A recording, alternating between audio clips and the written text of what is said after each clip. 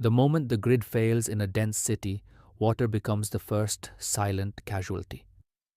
Lights go out, communication towers begin to die, traffic locks into frozen lines of steel, and the vast hydraulic machine that keeps millions alive starts losing pressure minute by minute.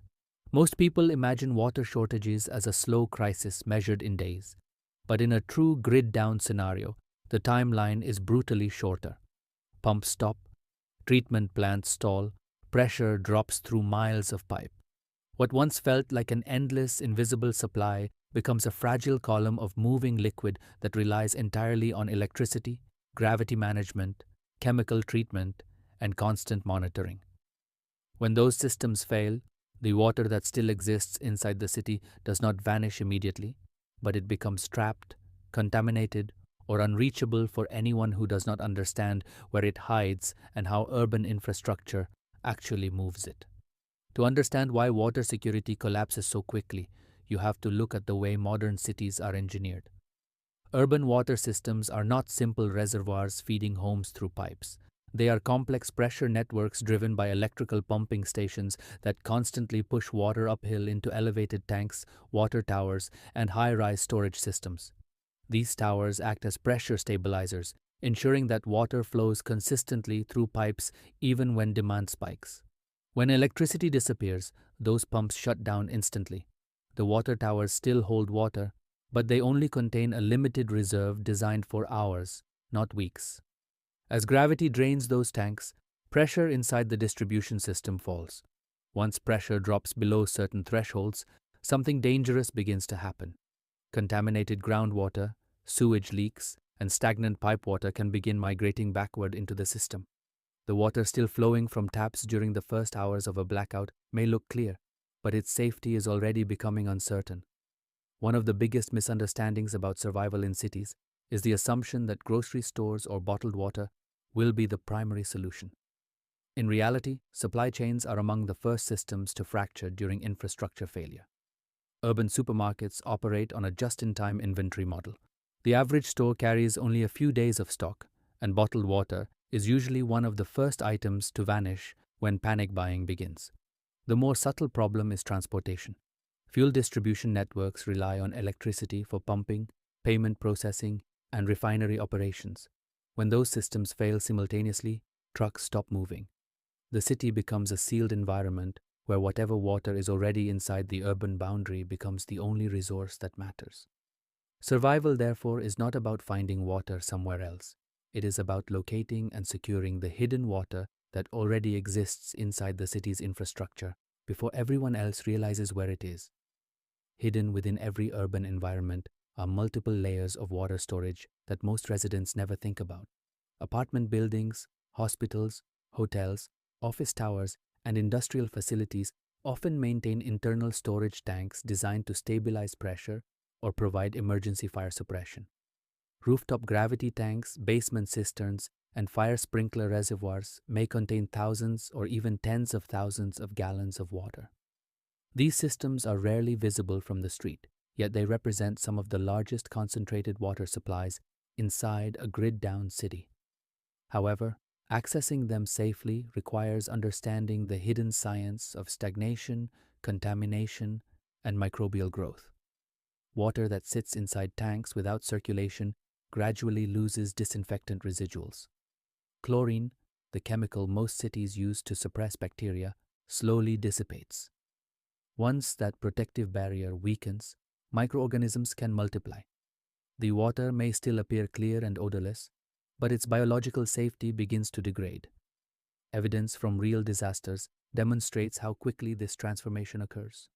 During major hurricanes and regional blackouts, water authorities routinely issue boil water advisories within hours of pressure loss. These advisories are not based on confirmed contamination, but on hydraulic risk. When pressure drops, the integrity of the entire pipe network becomes uncertain. Small cracks in aging infrastructure allow external water to seep inward. Urban groundwater is rarely clean. It often contains bacteria from soil, sewer leaks, and industrial runoff. The result is a slow infiltration that spreads through the system long before residents notice anything unusual. In large metropolitan areas, thousands of miles of underground pipe form a network too complex to fully monitor during an emergency. The safe assumption is that once pressure control disappears, the system must be treated as compromised. For survival, this changes the strategy completely. The immediate priority is no longer simply collecting water, but securing water before the pressure collapse reaches your building. When the grid fails, the first hour becomes critical. Taps may still run with normal pressure because elevated tanks are still draining through gravity. That brief window allows individuals to capture dozens or even hundreds of liters if they act quickly. Bathtubs, containers, and storage vessels can temporarily transform a home into a micro-reservoir.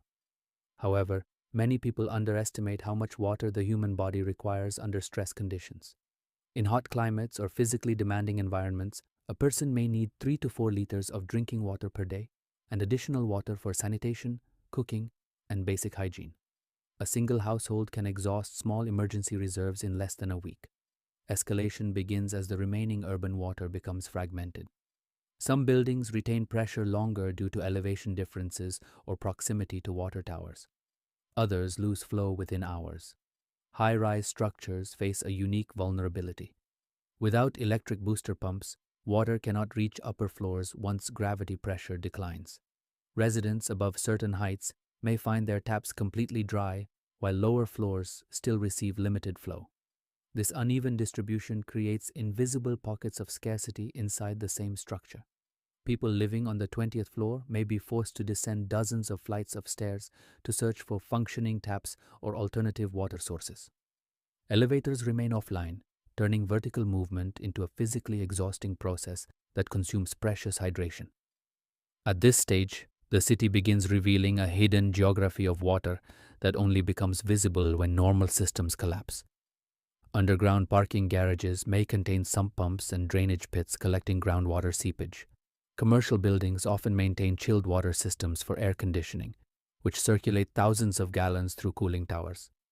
Large office complexes sometimes store rainwater or grey water for irrigation. Fire suppression networks, designed to feed sprinkler systems, can contain massive reservoirs pressurized by gravity tanks or mechanical pumps. None of these systems were intended to supply drinking water, yet under extreme circumstances they become part of the survival landscape. Understanding which sources exist, how they are constructed, and how to treat the water safely becomes the difference between dehydration and resilience. The hidden science that determines whether these sources are usable revolves around contamination pathways. Rainwater stored in rooftop tanks may initially be relatively clean, but it can accumulate bird droppings, dust, and heavy metals from roofing materials. Fire sprinkler systems often contain stagnant water that has been sitting in pipes for months or years, potentially harboring rust particles and bacterial growth. HVAC cooling towers may include chemical treatments designed to prevent algae and corrosion, making their water unsafe without advanced purification. Groundwater seepage in basements can carry petroleum residues, sewage bacteria, and industrial pollutants depending on the surrounding environment. None of these hazards are obvious to the eye. Clear water can still carry pathogens capable of causing severe gastrointestinal illness within hours. Scientific studies of post-disaster outbreaks repeatedly show that contaminated water becomes one of the most significant secondary threats during infrastructure failure. When sanitation systems degrade, bacteria such as E. coli and Vibrio species can proliferate rapidly. Dehydration combined with gastrointestinal infection creates a lethal feedback loop, especially for children and older adults. This is why emergency management agencies prioritize water purification above almost every other survival skill. Boiling remains the most reliable method for eliminating microbial pathogens because sustained temperatures above 100 degrees Celsius denature proteins and destroy cellular structures. However, boiling does not remove chemical contamination or heavy metals. Filtration, sedimentation, and activated carbon treatment become essential layers of protection.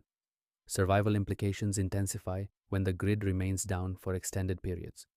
Urban populations depend on centralized treatment plants that normally process millions of gallons per day using complex chemical dosing and filtration systems. When those plants shut down, the city loses its only large-scale purification mechanism. Even if raw water remains available in reservoirs or rivers, transporting and treating it becomes an enormous logistical challenge without electricity and fuel. Emergency generators can temporarily power critical infrastructure, but fuel reserves are limited. In many documented emergencies, water utilities operate on backup power for only a few days before supply chains for diesel begin to fail. Once those generators stop, the entire treatment system effectively goes offline. As days pass, the urban water crisis evolves from a hidden technical failure into a visible human emergency.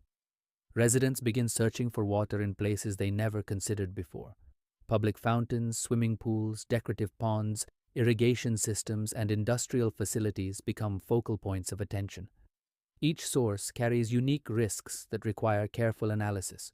Swimming pools, for example, contain large volumes of water, but also high concentrations of chlorine stabilizers and other chemicals that make direct consumption dangerous without proper treatment. Decorative ponds may harbor algae and parasites. Industrial water tanks may contain residues from manufacturing processes. The difference between survival and severe illness often lies in recognizing these hazards before acting on desperation. Yet there is another layer of overlooked water security embedded deep inside the architecture of cities, one that most residents walk past every day without realizing its significance. High above street level, on rooftops and mechanical floors, gravity-fed storage tanks quietly regulate the pressure that keeps taps running during normal life. These tanks represent one of the last controlled water supplies available during the early hours of a grid-down collapse. They are engineered to hold thousands of gallons and distribute it gradually through pipes using nothing but gravity. Understanding how these systems work, how long they last after power failure, and how to safely access the remaining water becomes a critical survival advantage as the city transitions from temporary blackout to prolonged infrastructure breakdown. But the real challenge begins once those tanks drain and the final pressurized reserves disappear, because that is the moment when urban survival shifts from passive consumption to active water acquisition. The city no longer delivers water. The survivor must locate it, extract it, and purify it independently while navigating a complex environment of contamination risks and structural hazards. At this point, the difference between myth and reality becomes brutally clear, and many of the strategies people assume will work in a crisis begin to fail under the weight of engineering reality.